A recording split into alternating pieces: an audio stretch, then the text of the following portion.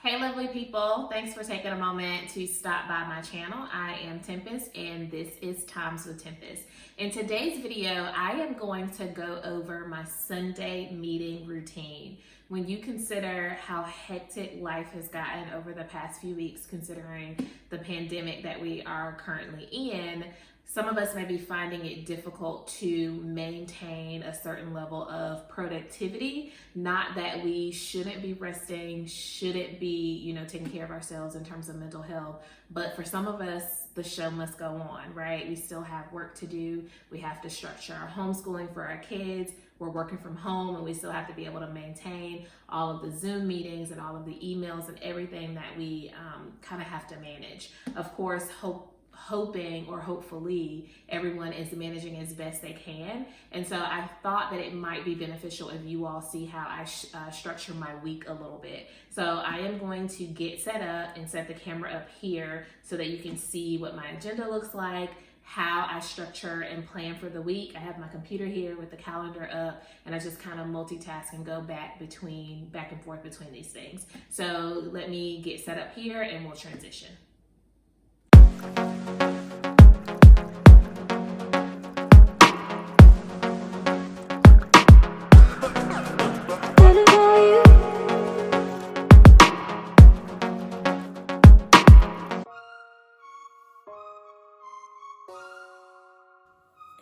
So first you might be asking, well, what exactly is the Sunday meeting, Tempest? And I was first introduced to the Sunday meeting in my doctoral program by one of the faculty members. And it is apparently just kind of this suggestion by someone named Carrie Ann Rockmore. I think I'm pronouncing the last name correctly, but I'll put a link in the description box of kind of where I first kind of learned more about the overview.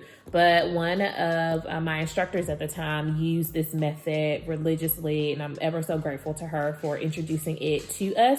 And essentially, you basically just want to give yourself 20 to 30 minutes on a Sunday to plan your week. So again, details on that part in the description box, but I'm going to essentially just kind of take you along with me as I plan for this coming week. All right, so this is last week. I prepped on a Sunday for the top of the week, and ignore these marks. These are just folks' names that I marked out. So that's to give you an idea of what starting over for this week will look like.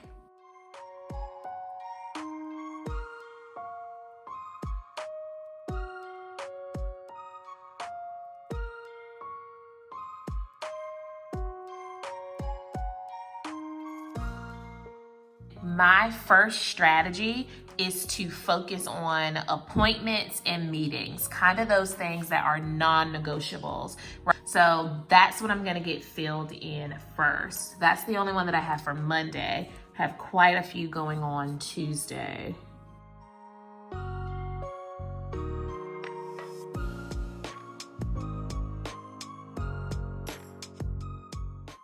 Now, one of the things that I like to do, can't draw a straight line to save my life, is put blocks around this. And then if you're fancy, you can like color code your stuff with highlighters. I used to do that when I first started using this thing, but now I just gotta get it down for some structure.